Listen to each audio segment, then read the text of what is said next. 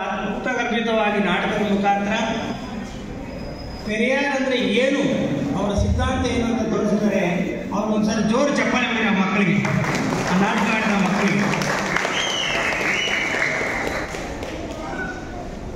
ನಮ್ಮ ಉಪ್ರಿಗೋಲು ನಾಗರತ್ನಮ್ಮ, ನಾನು ಯಾವಾಗಲೂ ಕೂಡ ಪಾಪ ಉಪ್ರಿಗೋಲು ನಾಗರತ್ನಮ್ಮ ಅಂತ ಕರೀತಾ ಇರ್ತೀನಿ ಅವ್ರನ್ನ. ಶಿಕ್ಷಣ ಮತ್ತು ಸಂಘಟನೆಯಲ್ಲಿ ಇಡೀ ಕರ್ನಾಟಕ ರಾಜ್ಯಕ್ಕೆ ಒಂದು ವೈಜ್ಞಾನಿಕ ವಿಷಯವನ್ನು ಇವತ್ತು ಬೆಳಗ್ಗೆ 11:30ಯಿಂದ ಸಾಯಂಕಾಲ 6 ಗಂಟೆವರೆಗೂ ಕೂಡ ಈ ಕಾರ್ಯಕ್ರಮದ ಮುಖಾಂತರ ಕೊಡ್ತಾ ಇದ್ದಾರೆ. ನಮ್ಮ ಊರುಗೋಲು ನಾಗರತ್ನಪ್ಪನಿಗೆ ಜೋರು ಚಪ್ಪಾಳೆ ಹೊಡಿ.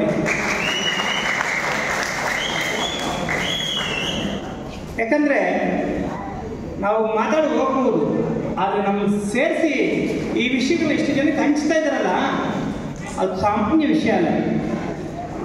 ಹಾಗೆಯೇ ಜಾರಸರಾಗಿರಲಿ ಮತ್ತು ಅವರೆಲ್ಲ ಸಂಘಟಕರಿಗೂ ಏನು ಈ ಕಾರ್ಯಕ್ರಮಕ್ಕೆ ಬಹಳ ಶ್ರಮ ಹಾಕಿದ್ದಾರೆ, ಅವರೆಲ್ಲರಿಗೂ ಒಂಥರ ಚಪ್ಪಾಳೆ ಹೊಡೀರಿ.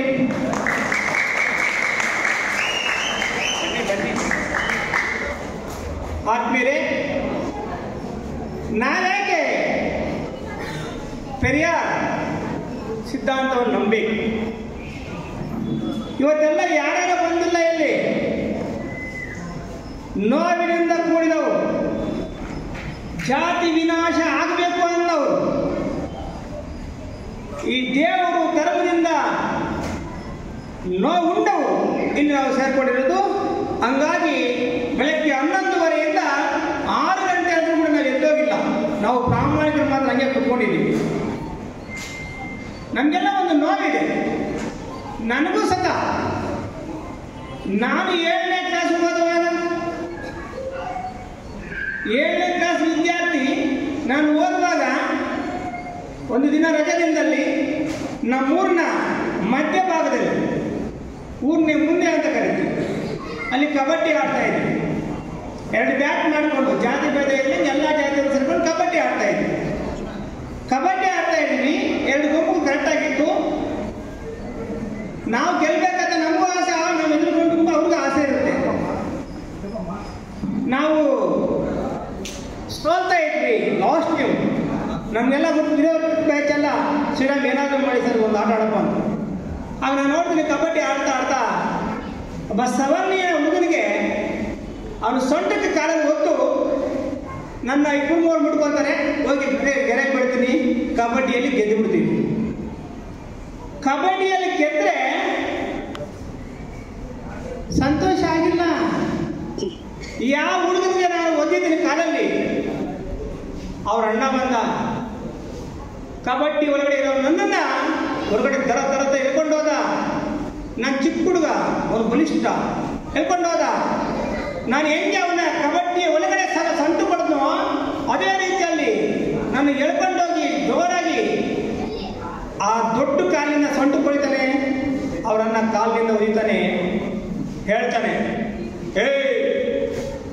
ಏನೋ ನೀವು ಯಾವ ಜಾತಿ, ನನ್ನ ತಮ್ಮನ ಕಾಲಲ್ಲಿ ಇರ್ತೀಯ ಅಂತಾನೆ. ನಾನು ಬಿದ್ದೋಗಿರ್ತೀನಿ, ಬಿದ್ದೋಗಿದ್ರು ಕೂಡ ನಾನು ಸಮಯ ಇದು ಕಬಡ್ಡಿಯಲ್ಲಿ ಕಾಲಲ್ಲಿ ಓದಿರ್ಬೋದು, ಕೈಯಲ್ಲಿ ಓದಿರೋದು ನಮ್ಮಿಷ್ಟ ಅದೇ. ನಿಮ್ಮ ಜಾತಿ ಯಾವುದು? ನಮ್ಮ ಮೇಲ್ ಜಾತಿಯವ್ರು ಕಾಲಲ್ಲಿ ಒಯ್ತೀವಿ ಅಂತ ಅಂದರೆ, ಯಾರು ಕಬಡ್ಡಿ ಆಡಕ್ಕೆ ಗೆದ್ದಿರೋ ನಮ್ಮ ಜೊತೆಗಿದ್ದಲ್ಲ ಗುಂಪು, ಅವರು ಕೂಡ ಮೇಲ್ಜಾತಿಯವರು. ಕಬಡ್ಡಿಯಲ್ಲಿ ಒದಿಬಾರ್ದು ಬಿಡಿ ಅಂತ ಯಾರು ಕೇಳಲೇ ಇಲ್ಲ. ನಾನು ಒದಿಸ್ಕೊಂಡೆ, ಮನೆಗೆ ಹೋದೆ. ಮನೆಯಲ್ಲಿ ಯಾಕಪ್ಪ ಹಿಂಗೆ ಗೊತ್ತಿರಂತೆ, ಯಾಕಪ್ಪ ನೀನು ಅವ್ರು ಮೇಲ್ಜಾತಿಯವರು, ನೀನ್ಯಾಕೋ ಕಾಲಲ್ಲಿ ಗೊತ್ತ ನನಗೆ ಕೇಳ್ತಾ ಇದ್ದಾರೆ. ನಾನು ಓದಿದ್ದು ಕಬಡ್ಡಿಯಲ್ಲಿ, ಕಬಡ್ಡಿಯಲ್ಲಿ ಆದರೂ ಕೂಡ ನನ್ನ ಮನೆಯಲ್ಲಿ ಕೂಡ ಏನು ಕೇಳ್ತಿದ್ದಾರೆ, ಅವರು ಮೇಲ್ಜಾತಿಯವರು ಬರಪ್ಪ, ನೀನ್ಯಾಕೆ ಗೊತ್ತೇ? ಇದು 45 ವರ್ಷದಿಂದ ನಡೆದಿರೋ ಘಟನೆ. ಆಗ ನನಗೆ ಎಲ್ಲೋ ತಲೆಯಲ್ಲಿ ಆ 1 ವರ್ಷ ಎಲ್ಲಿದ್ದಾನೆ ದೇವರು, ಎಲ್ಲಿದ್ದಾನೆ ಅಂದಾಗ ಅವಾಗ ನನಗೆ ಸಿಕ್ಕಿದ್ದೇನೆ. ಆಗ ತಾನೇ ಒಂದು ಬುದ್ಧನ ಪಾಠ ಇತ್ತು. ಆ ಬುದ್ಧನ ಪಾಠ ಬಗ್ಗೆ ಸ್ವಲ್ಪ ತಿಳ್ಕೊಂಡ್ವಿ. ಮತ್ತೆ ಹೈಸ್ಕೂಲ್ಗೆ ಹೋದಾಗ, ಮತ್ತೆ PUC ಹೋದಾಗ ಒಂದು ಸಣ್ಣದೊಂದು ಬುಕ್ಕು, ಒಂದು 10 ಪೇಜ್ ಒಳಗಡೆ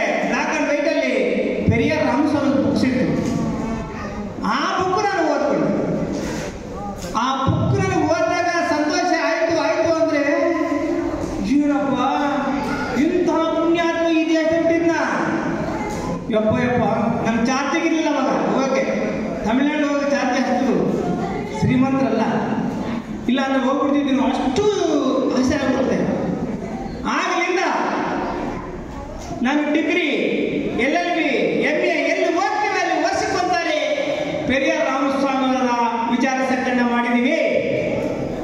ಪ್ರತಿ ವರ್ಷ ನಾವು ಮಾಡ್ಕೊಂಡು ಬಂದ್ವಿ. ಆಗಲಿಂದ ಜನ್ಮದಿನದಂದು ಇದೊಂದು ವಿಚಾರ ಸಂಕಿರಣ ಬರೀ ಹಾಸ್ಟೆಲ್ಲೇ ಮಾಡ್ತಿದ್ವಿ, ಹಾಸ್ಟೆಲ್ ವಿದ್ಯಾರ್ಥಿಗಳೇ ನಾವು ಮಾಡ್ತಿದ್ವಿ. ಅದೊಂದು ಘಟನೆ ಇದೆ ಅಲ್ಲ, ರಾಮಸ್ವಾಮಿ ಸಿದ್ಧಾಂತನ ನಾನು ಬಹಳ ಇಷ್ಟಪಡೋಕ್ಕೆ ಬಹಳ ಕಾರಣ ಆಗುತ್ತೆ. ಆ ಹುಡುಗ ಬರ್ತಾನೆ, ಅವ್ರ ಹೆಸರು ತಿಪ್ಪನ್ ಅಂತ, ಇಲ್ಲೇ ಪರಂಗಿ ಪಾರ್ಕಲ್ಲಿ ಈಗ ಕೆಲಸ ಮಾಡ್ತಿದ್ದಾನೆ. ಅವನು ನನ್ನ ಕ್ಲಾಸ್ಮೇಟು, ಅವನು ಮದುವೆಯಾಗಿ ಮಕ್ಕಳಾಗಿವೆ. ಆವತ್ತು ಸ್ಕೂಲಲ್ಲಿ 7ನೇ ಕ್ಲಾಸು, ಸ್ಕೂಲ್ಗೆ ಹೋಗ್ತೀವಿ. ನಮ್ಮ ಅಣ್ಣ ಹೊಡೆದ ಕಡೆ ನಿಮಗೆ ಇದು ತಪ್ಪು ತಿಳ್ಕೊಬೇಡ, ನಮ್ಮ ಅಣ್ಣ ಹಂಗೆ. ನಾನು ಹೇಳಿದೆ ಮನೆಗೆ ಹೋಗಿ, ಅದು ಕಬಡ್ಡಿ ಎಲ್ಲ ಅವ್ನು ಓದಿದ್ರೆ ನೀನು ಯಾಕೆ ಅವ್ನ ಮನೆ ತಿಳ್ಕೊಬಂದು ಇತ್ತು ಅಂತ ಕೇಳಿದೆ. ನಮ್ಮ ಅಣ್ಣಗೆ ಸ್ವಲ್ಪ ಸೊಟ್ಟ ಅಂತ ಅವ್ನು ಮತ್ತೆ ನಾನು ಕನ್ವಿನ್ಸ್ ಮಾಡ್ದ. ಆದರೆ ಅವ್ನು ಎಷ್ಟೇ ಕನ್ವಿನ್ಸ್ ಮಾಡಿದ್ರು ಕೂಡ ಅವನ ತಲೆಯಲ್ಲಿ ಜಾತಿ ಅನ್ನೋ ವಿಷಯ ಇತ್ತಲ್ಲ, ಈ ಮನುವಾದಿಗಳು ಅವ್ರ ತಲೆಯಲ್ಲಿ ಇಕ್ಕಿದ್ರಲ್ಲ, ನೀವು ಮೇಲ್ಜಾತಿಯವರು ಕೆಳಜಾತಿಯವರು ನಿಮ್ಗೆ ಓದಿಯಂಗಿಲ್ಲ, ಕಬಡ್ಡಿಯಲ್ಲಿ ಕೂಡ ಓದಿಯಂಗಿಲ್ಲ. ಊಹೆ ಮಾಡಿಕೊಂಡು ಎಂಥ ಒಂದು ವಿಷ, ಜಾತಿಯ ವಿಷ ಇತ್ತು. ಅಂತ ಜಾತಿ ವಿಷಯನ ಕಿತ್ತಾಗಬೇಕಂದ್ರೆ ರಾಮಸ್ವಾಮಿ ಸಾಹೇಬ್, ಪೆರಿಯಾರ್ ರಾಮಸ್ವಾಮಿ ಏನು ಹೇಳಿದ್ರೆ, ಜಾತಿಯನ್ನು ಕಿತ್ತಾಗಬೇಕು ಅಂದ್ರೆ ಧರ್ಮ ಅಡ್ಡ ಬರುತ್ತೆ. ಆ ಧರ್ಮನ ಕಿತ್ತಾಕ್ಬಿಡಿ. ಧರ್ಮನ ಕಿತ್ತಾಕ್ಬೇಕಂದ್ರೆ ದೇವ್ರ ಅಡ್ಡ ಬರ್ತಾನೆ, ಆ ದೇವ್ರನ್ನೇ ಕಿತ್ತಾಕ್ಬಿಡಿ ಅಂತ ಹೇಳಿದ್ರೆ ಆ ಪುಣ್ಯ ಆತ್ಮ ಪೆರಿಯಾರ್ ರಾಮಸ್ವಾಮಿಗೆ ನಾವು ಜೈಕಾರ ಆಗ್ಬೇಕು. ಯಾಕಂದ್ರೆ ನಮ್ಮಂತರಿಗೆ ನಾವೆಲ್ಲ ಏನು ಅವತ್ತು ಇಂಥವೆಲ್ಲ ಘಟನೆಗಳು ಆಗಿಲ್ಲ ಅಂದರೆ ನಾವೇನು ಆಗ್ತಿರ್ಲಿಲ್ಲ. ಆ ಘಟನೆಗಳು ನಮ್ಮನ್ನ ಈ ಮಟ್ಟಕ್ಕೆ ತಂದಿದ್ದೀವಿ. ಇಂಥ ಅನೇಕರು ಈ ರಾಜ್ಯದಲ್ಲಿ ಇದ್ದೀವಿ. ಈ ರಾಜ್ಯದಲ್ಲಿ ಅನೇಕ ಎಲ್ಲ 31 ಜಿಲ್ಲೆ 176 ತಾಲೂಕು ಇಂಥ ನಡುವೆ ಇದ್ದಾವೆ. ಮತ್ತೆ ಸಂಘಟನೆ ಮಾಡಕ್ಕೆ ಬೇಕಲ್ವಾ? ನಮ್ಮ ಊರುಗಳು ನಾಗರತ್ನಮ್ಮ ಬೆಳಗ್ಗೆ ನಾಟಕ, ಹಾಡು, ಕ್ರಾಂತಿ ಗೀತೆ ಅವ್ರ ಮಕ್ಕಳನ್ನ ಕೂಡ ಸೇರಿಸಿ ಬಂದು ಆಡಿಸ್ತಾ ಇದ್ದಾಳೆ ಅಂದರೆ ಆ ತಾಯಿಗೆ ನಾವೆಲ್ಲರೂ ಕೂಡ ಜೋರು ಚಪ್ಪಲಿನ ಹೊಡಿಬೇಕು. ಯಾಕಂದ್ರೆ ಅವರು ಇನ್ವಾಲ್ವ್ಮೆಂಟ್ ಸಿದ್ಧಾಂತ ಅಂದ್ರೆ ಕೆಲವು ಬಾಯಿ ಮಾತಲ್ಲ. ಈಗ ಬೈರಿ ನರೇಶ್ ಯಾಕೆ ಇಷ್ಟಪಡ್ತಾ ಇದ್ದೀವಿ? ಇಲ್ಲಿ ಭಾಷಣ ಮಾಡೋದಷ್ಟೇ ಅಲ್ಲ, ಬೈರಿ ನರೇಶ್ ಮನೆಯಲ್ಲಿ ಕೂಡ ಹಂಗೆ ಇದ್ದಾರೆ, ಹೆಂಡತಿ ಮಕ್ಕಳು ಕೂಡ ಹಂಗೆ ಇದ್ದಾರೆ, ಕುಟುಂಬದಲ್ಲಿ ಅದನ್ನ ಬಿಡ್ತಾರೆ. ಅವರು ಯಾವ ಮಟ್ಟಕ್ಕೆ ತಪ್ಪು ಬಂದ್ರೆ ಮೈ ಮತ್ತು ಮನಸ್ಸಲ್ಲಿ ನಿಲ್ಲಿಸ್ಕೊಂಡ್ಬಿಟ್ಟಿದ್ದಾರೆ ಪೆರಿಯಾರ್ ರಾಮಸ್ವಾಮಿ ಸಿದ್ಧಾಂತನ. ಹಂಗಾಗಿ ಅವರು ಕೇವಲ ಕರ್ನಾಟಕ ಅಲ್ಲ, ಇಡೀ ದಕ್ಷಿಣ ಭಾರತಕ್ಕೆಲ್ಲೇ ಹೋದ್ರು ಕೂಡ ಅವ್ರನ್ನ ನೋಡಕ್ಕೆ ಮತ್ತು ಅವ್ರ ಮಾತುಗಳಿಗೆ ಜನ ಸೇರ್ತಾರೆ. ಅದು ಬೈರಿ ನರೇಶನ ತಾಕತ್ತು. ಅವ್ರು ಯಾಕೆ ನಾವು ಬೆಳಗ್ಗೆನೆ ಕೊಡಬೇಕಾಗಿತ್ತು, ಎಲ್ಲ ಜನ ತುಂಬಿತ್ತು. ಅವಾಗ ಕೊಟ್ಟಿದ್ರೆ ಅವ್ರ ಸ್ಪೀಚು 190% ಜನ ಅರ್ಥ ಆಗ್ತಿತ್ತು. ಅದ್ಭುತವಾದ ಸ್ಪೀಚ್, 1 ಗಂಟೆ 1.5 ಗಂಟೆ ಮಾತಾಡ್ಬಿಡೋರು.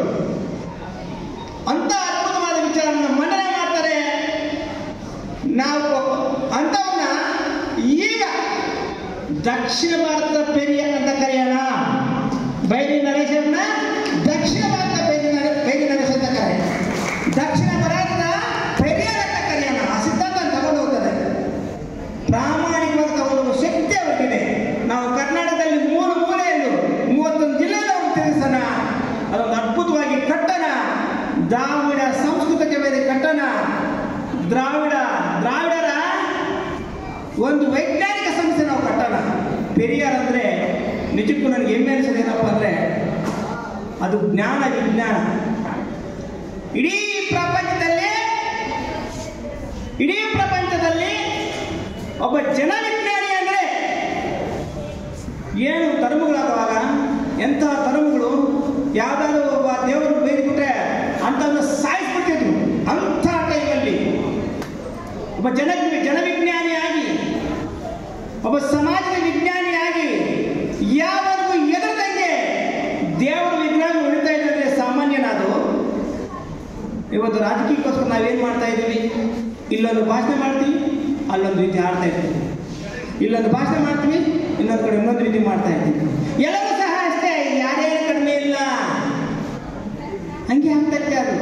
ಒಪ್ಕೊಳ್ಳೇಬೇಕು, ಸತ್ಯನ ಒಪ್ಕೊಳ್ಳೇಬೇಕು. ಆದರೆ ಆಗಿನ ಕಾಲದಲ್ಲಿ 100 ವರ್ಷಗಳ ಹಿಂದೆನೆ ಇದರ ವಿರುದ್ಧ ಪ್ರಬಲವಾಗಿ ಬುದ್ಧಿ ಹೋರಾಟ ಮಾಡಿದಂದ್ರೆ ಇನ್ನು ಸಾಮಾನ್ಯನಾ? ಈಗ ಸಂವಿಧಾನ ಇದೆ, ನಮಗೆ ರಕ್ಷಣೆ ಇದೆ, ನಮ್ಗೆ ಮಾತಾಡುವ ಹಕ್ಕಿದೆ. ಆದರೆ ಅವಾಗ ಮಾತಾಡಂಗೆ ಇರಲಿಲ್ಲ, ಪ್ರತಿಭಟನೆ ಮಾಡಂಗೆ ಇರಲಿಲ್ಲ. ಅಂತ ಟೈಮಲ್ಲಿ ಇಂಥ ಒಂದು ಗುದ್ದು, ಇಂಥ ಒಂದು ವೈಜ್ಞಾನಿಕ ಗುದ್ದು ಈ ಧರ್ಮಗಳಿಗೆ ಕೊಟ್ಟಲ್ಲ ಅಂತ ಮರ್ಯ ಕೇವಲ ಬೆಂಗಳೂರು ನಗರ, ಬೆಂಗಳೂರು ಜಿಲ್ಲೆ ಅಂತಲ್ಲ, ಇಡೀ ರಾಜ್ಯದ 31 ಜಿಲ್ಲೆಗಳಿಂದ ತಗೊಂಡೋಗನ ಸಹೋದರಿ ನಾಗರತ್ನಮ್ಮವರು ಅವ್ರು ಏನು ಕಾರ್ಯಕ್ರಮ ಮಾಡ್ತಾರೆ, ಮುಂದೆ ಅವ್ರು ಏನಾದರೂ ಈ ರೀತಿ ತಂದೆ ಪೆರಿಯಾರ್ ಜನ್ಮದಿನದ ಮುಖಾಂತರ ನಮಗೆಲ್ಲರಿಗೂ ಕೂಡ ಜ್ಞಾನ ಕೊಡುವ ಕಾರ್ಯಕ್ರಮ ಏನೇ ಮಾಡಿದ್ರು ಕೂಡ ಅವರೆಲ್ಲರಿಗೂ ಕೂಡ ಬೆಂಬಲವಾಗಿ ನಿಂತ್ಕೊಳ್ತೀವಿ ಅಂತ ನಾವು ಹೇಳ್ತಾ, ನಾನು ಆ್ಯಕ್ಚುಲಿ ಈ ಕಾರ್ಯಕ್ರಮಕ್ಕೆ ಬಹಳ ಮುಖ್ಯವಾಗಿ ಈ ಪೆರಿಯಾರ್ ಸಿದ್ಧಾಂತಗಳನ್ನ ಆಳವಾಗಿ ತಿಳ್ಕೊಂಡಿದ್ದ ನಮ್ಮ ಬೈರಿ ನರೇಶ್ ಸರ್ ವಿಷಯನ 1 ಗಂಟೆ ಆದರೂ ಕೇಳಿಸ್ಕೋಬೇಕಂತಲೇ ಬಂದಿದ್ದೀನಿ. ಆ ಇನ್ವಿಟೇಷನ್ ನೋಡಿದ ತಕ್ಷಣ ಅಕ್ಕವ್ರಿಗೆ ಹೇಳಿದೆ, ಅಕ್ಕ ನಾನು ಖಂಡಿತ ಬರ್ತೀನಿ ಅಕ್ಕ, ನಾನು ಬಂದೇ ಬರ್ತೀನಿ, ಅವತ್ತು ಕೇಳಿಸ್ಕೋಬೇಕು ಅಂತ ಹೇಳಿದೆ. ನಮ್ಮ BG ಸಾಗರ್ ಇದ್ದಾರೆ, ಅವರ ಅಪ್ಪಟ ಅಭಿಮಾನಿ, ರಾಜ್ಯಾದ್ಯಂತ ಅವ್ರಿಗೆ ಒಂದು ಸೈನ್ಯ ಕಟ್ಟಬೇಕು ಬೈರಿ ನರೇಶ್ ಅಂತ ಇಲ್ಲಿದ್ದಾರೆ ಅವರು. ನಮ್ಮ BG ಸಾಗರ್ ಸುಮ್ಮನೆ ಅವ್ರು ಬೆಳಗ್ಗೆ ಮಾತಾಡ್ಸೋಣ, ಬೈರಿ ನರೇಶ್ ಸರ ನಾವು ಬರ್ತೀವಂತ ಅವರೊಂದು 20 ಜನ ಕರ್ಕೊಂಬಂದರು ಗುರುಗಳು ನಾಗರತ್ನಮ್ಮ. BG ಸಾಗರ್ ಅಂತೇಳಿ ಬೈರಿ ನರೇಶ್ ಅವರ ಅಭಿಮಾನಿ, ಅವ್ರ ವಿಷಯ ರಾಜ್ಯಾದ್ಯಂತ ತಗೊಂಡೋಗ್ಬೇಕಂತೇಳಿ ಸುಮ್ಮನೆ ಬೆಳಗ್ಗೆ ಫೋನ್ ಮಾಡಿ 20 ಜನ ಬೆಂಗಳೂರು ಕರ್ಕೊಂಡ್ಬಂದರು. ಇಲ್ಲಿದ್ದಾರೆ ಈಗ ಸಾಗರ್ ಅಂತ. ಆ ರೀತಿ ಇದು ಒಂದು ವಿಚಾರ, ಒಳ್ಳೆಯ ವಿಚಾರ, ವೈಜ್ಞಾನಿಕ ವಿಚಾರ, ನಮ್ಮೆಲ್ಲರ ಬದುಕು ಕಟ್ಟುವ ವಿಚಾರ ಆಗಿದ್ದರಿಂದ ನಾವೆಲ್ಲರೂ ಕೂಡ ಮನಸ್ಫೂರ್ತಿಯಾಗಿ ಇಂಥ ಕಾರ್ಯಕ್ರಮಕ್ಕೆ ಬೆಂಬಲ ಮತ್ತು ಸಪೋರ್ಟ್ ನೀಡಬೇಕಂತ ಹೇಳ್ತಾ ನನಗೆ ಕೊಟ್ಟ ಅವಕಾಶಕ್ಕೆ ಧನ್ಯವಾದ ತಿಳಿಸ್ತಾ ನನ್ನ ಮಾತು